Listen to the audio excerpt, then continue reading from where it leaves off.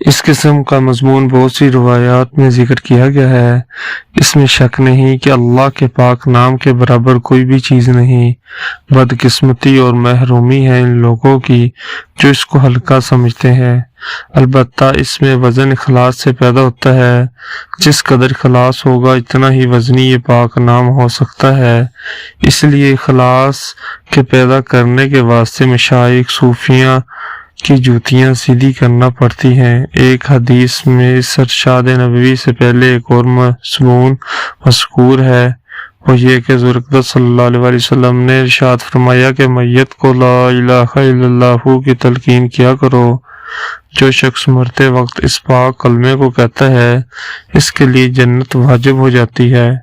صحابہ نے عرض کیا یا رسول اللہ صلی اللہ علیہ وسلم اگر کوئی تندرستی میں کہے؟ حضور صلی اللہ علیہ وسلم نے فرمایا پھر تو اور بھی زیادہ جنت کو واجب کرنے والا ہے۔ اس کے بعد قسمیہ مضمون ارشاد فرمایا جو اوپر ذکر کیا گیا ہے۔